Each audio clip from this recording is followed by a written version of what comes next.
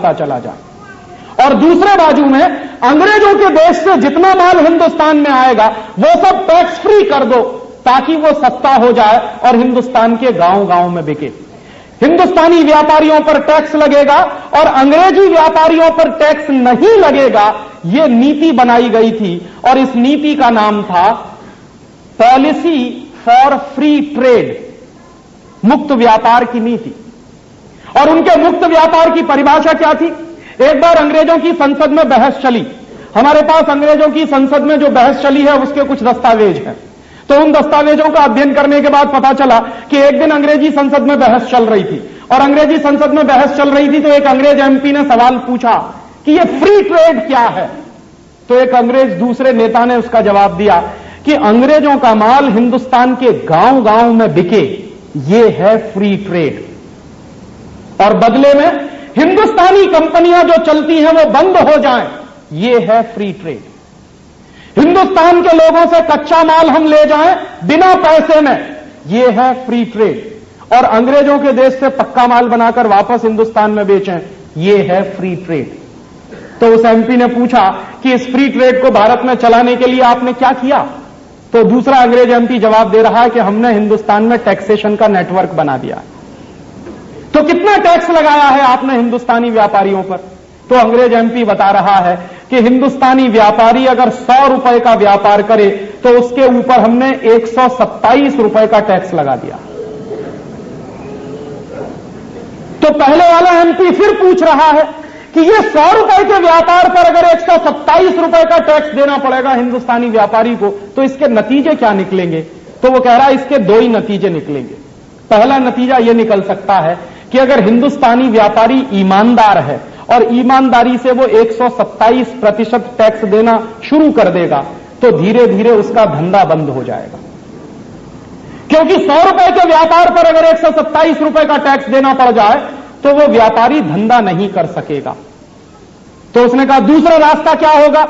उसने कहा दूसरा रास्ता एक निकल सकता है कि हिंदुस्तानी व्यापारी अगर टैक्स देना बंद करेंगे तो टैक्स की चोरी करेंगे और टैक्स की चोरी करेंगे तो बेईमान बनेंगे और बेईमान लोगों को गुलाम बनाना आसान होता है।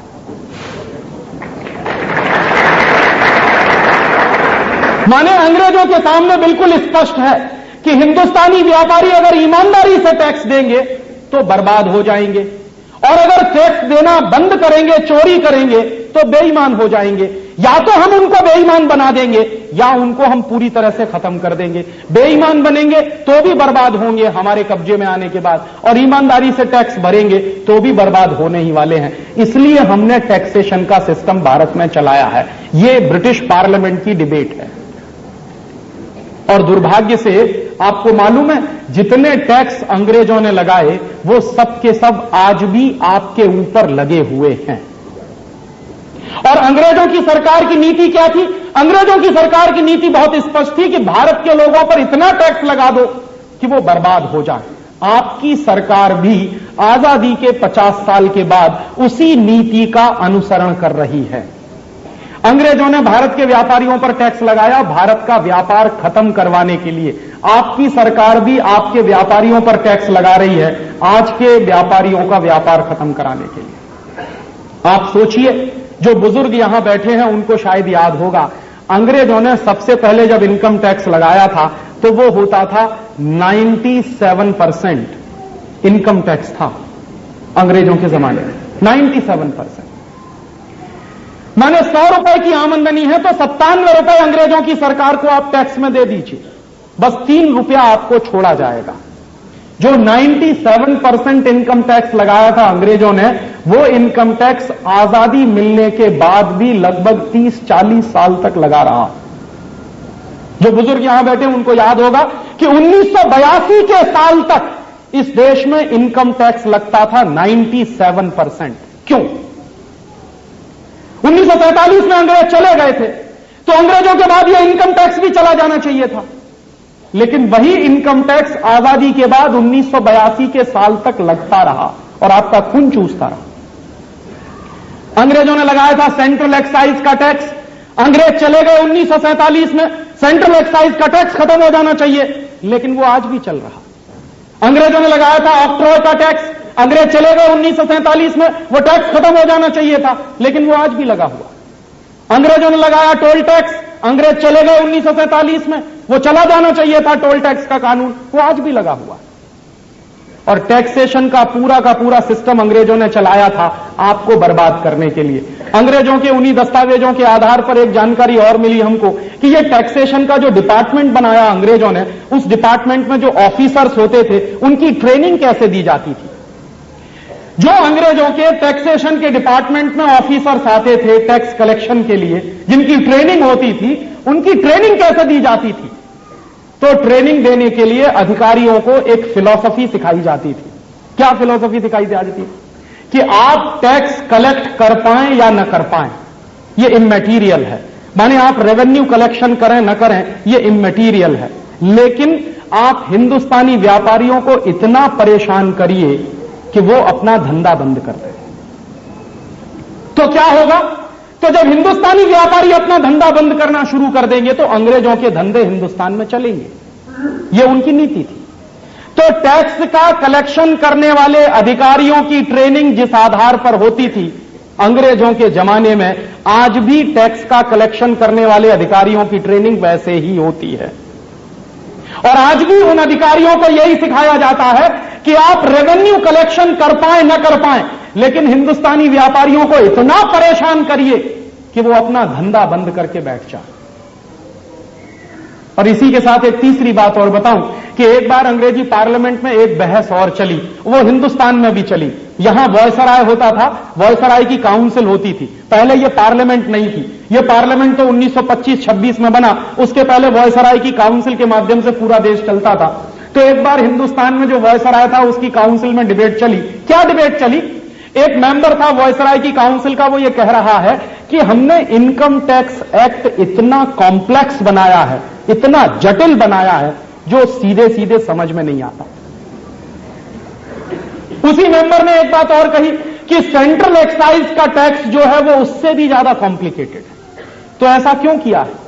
तो जवाब मिला उसको कि ये कॉम्प्लिकेशन इसलिए है ताकि हिंदुस्तानी लोग इसको समझ ना सकें। जिन लोगों के ऊपर टैक्स लगाया जा रहा है वो लोग समझ नहीं पाए तो क्या होगा? जब वो उसको समझ नहीं पाएंगे तो डोर हमारे हाथ में रहेगी, हम चाहेंगे वैसा इंटरप्रिटेशन निकालेंगे उसका। और दुर्भाग्य से वो कॉम्प्लिकेटेड एक्ट इनकम टैक्स का और सेंट्रल एक्साइज का आज भी चल रहा है। और कितने कॉम्प्लिकेटेड हैं दोनों कानून, शायद ही दुनिया में किसी देश में इतने कॉम्प्लिकेटेड इनकम टैक्स और सेंट्रल एक्साइज के कानून होंगे जितने हिंदुस्तान में हैं। मैं नाम नहीं लेना चाहता, हमारे एक बहुत अच्छे दोस्त हैं, इलाहाबाद हाई कोर्ट में प्रैक्टिस करते हैं, इनकम टैक्स में 40 साल से प्रैक्टिस करते हैं। एक दिन मैंने उनसे मजाक में पूछा कि 40 साल से आप इनकम टैक्स में प्रैक्टिस कर रहे हैं, हाई कोर्ट के सबसे बड़े वकील माने जाते हैं, आप ईमानदारी से बताइए कि आपको समझ में आता है कि इनकम टैक्स एक्ट है क्या? तो पूरी ईमानदारी से उन्होंने जवाब दिया कि राजीव, 40 साल की प्रैक्टिस करने के बाद भी मुझको मालूम नहीं कि ये इनकम टैक्स एक्ट है क्या। तो मैंने कहा कि जब आपको समझ में नहीं आता ये इनकम टैक्स है क्या, तो आप इसकी प्रैक्टिस क्यों कर रहे हैं? तो कहने लगे ये मजबूरी है। तो मैंने कहा कि जिस आदमी के ऊपर ये कानून अप्लाई होता है, अगर उसको ये समझ में नहीं आए तो उसने कहा अन्याय करेगा ये कानून। न्याय के लिए थोड़ी बनाया गया, अन्याय करने के लिए बनाया गया। और वो अन्याय क्या है? आपको इतना दबा के रखा जाए, इतना कंट्रोल करके रखा जाए कि आप ऊपर निकल नहीं पाए।